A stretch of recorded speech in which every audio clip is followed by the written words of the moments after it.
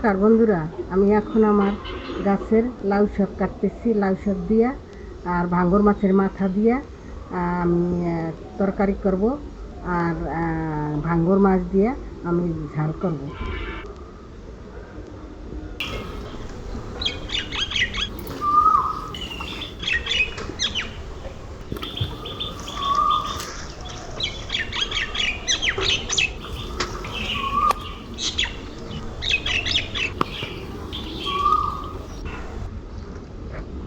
লাউ শাক দিয়ে ভাঙন মাছের মাথা দিয়ে ভালোই লাগবে। হ্যাঁ, এটা হয়ে যাবে। হয়ে যাবে। তো চলো তাহলে আমরা যাই এবার। চলো।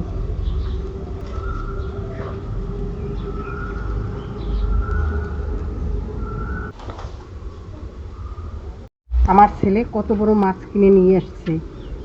ভাঙ্গর মাঝে খুব তেল হয়, কিন্তু এই মাছ দিয়ে ঝোল করলে খুবই স্বাদি হবে। এখন মাছটারে কেটে নিই।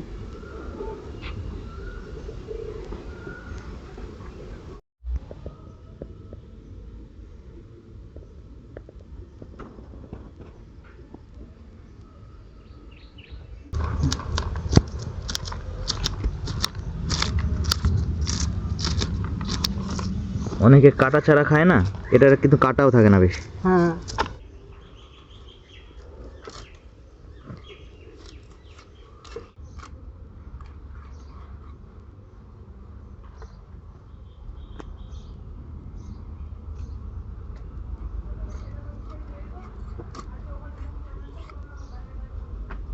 আমার মাছ কাটা হয়ে গেছে, আমি এখন ধুতে যাচ্ছি।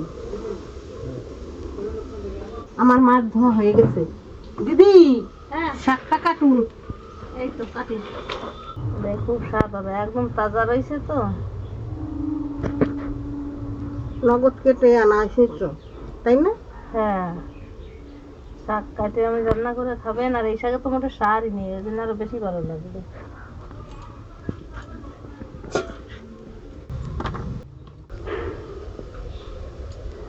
অন্য অন্য কোথাও ঝড় বৃষ্টি খুব পড়ছে, তাই তো এত বৃষ্টি আসে।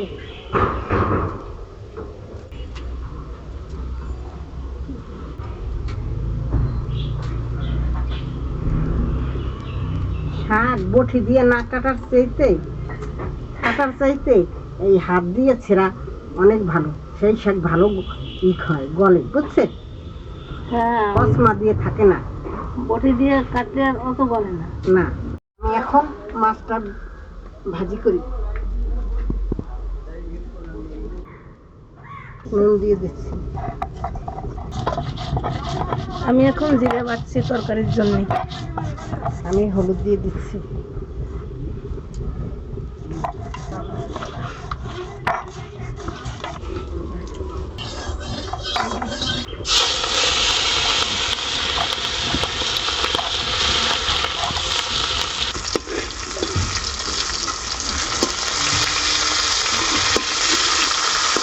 আমি এখন তরকারির জন্য আদা বাটছি।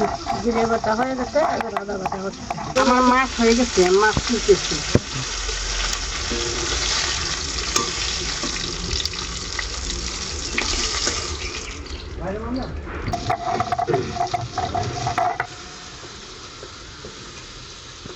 মাছের ঝোলের জন্যই এখন গরম মশলা বাটা।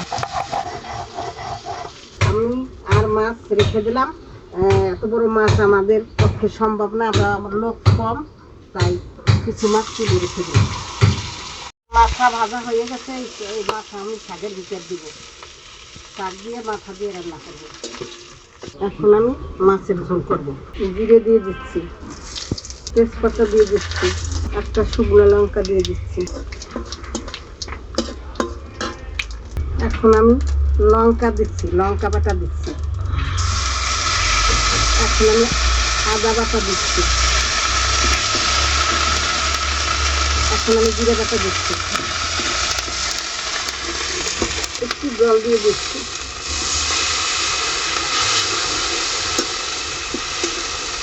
আমি এখন নুন দিয়ে দিচ্ছি, আমি হলুদ দিয়ে দিচ্ছি। মশলার তেল ছেড়ে দিয়েছি, এখন আমি জল দিয়ে দিচ্ছি।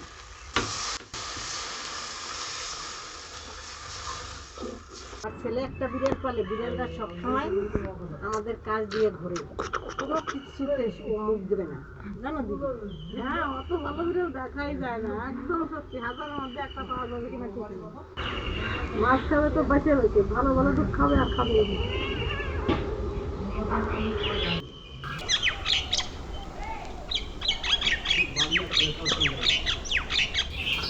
আমি দুটো কাঁচা লঙ্কা দিয়ে দিচ্ছি।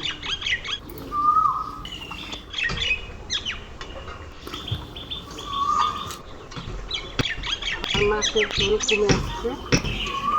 ঝাল হবে না এটা? আবার লঙ্কা তো দিয়েছিলে ফার্স্ট, আবার দিলে? এই ঝাল কাঁচা লঙ্কা দিলে স্বাদ হয়, সেই জন্য দুটো কাঁচা লঙ্কা চুজাই করে দিয়ে দিচ্ছি। এখন আমি গরম মশলাটা দিয়ে দেবো। বাটা গরম মশলা স্বাদ বেশি, তাই আমরা বাটা গরম মশলা খাই। আমি গরম মশলাটা ছেড়ে দিলাম। মাছের ঝোল হয়ে গেছে, আমি এখন নামিয়ে দিচ্ছি।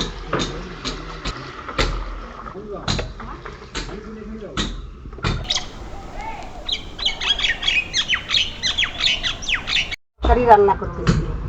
আমি এখন সরিষার তেল দিলাম কড়াইতে। আমি রাঁধুনির ফোড়ন দিয়ে শাকের তরকারি রান্না করব। সব সময় শাকের তরকারি রাঁধুনির ফোড়ন দিয়ে রান্না করলে খুব সুস্বাদু হয়, গন্ধটাও খুব সুন্দর। আমি দুটো তেজপাতা দিলাম, শুকনো লঙ্কা দিলাম, মাথাটা দিয়ে দিচ্ছি।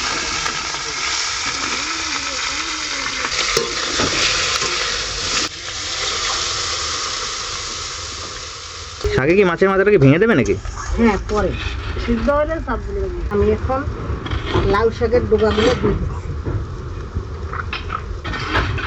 আমি লঙ্কা ছেড়ে দিচ্ছি, কাঁচা লঙ্কা।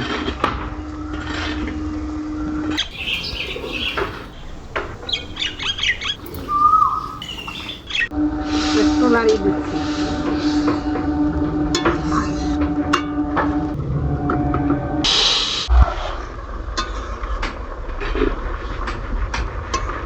তোমার শাক হয়ে যাচ্ছে, একদম সবুজ, কাঁচা কাঁচা সবুজ রং রয়েছে, কিন্তু আমার তরকারি প্রায় হয়ে গেছে। এই তরকারিতে স্বাদ বেশি। আমার শাকের তরকারি এখন রান্না হয়ে গেছে, আমি এখন নামিয়ে দিচ্ছি।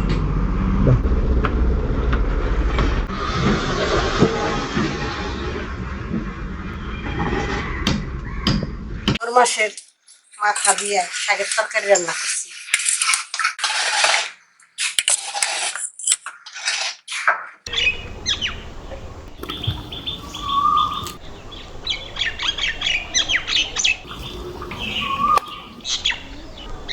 বন্ধুরা, আমার ভিডিওটা যদি ভালো লেগে থাকে তাহলে জানাবেন এবং আমার চ্যানেলটাকে সাবস্ক্রাইব করবেন।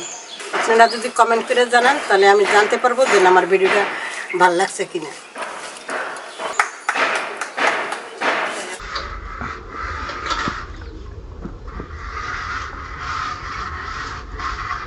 এত বড় মাছ ভালো না লেগে পারে মাথাটা বড় হয়েছে, ওই স্বাদ মাছে ভালো হয়েছে, মাথায় কত স্বাদ হয়েছে।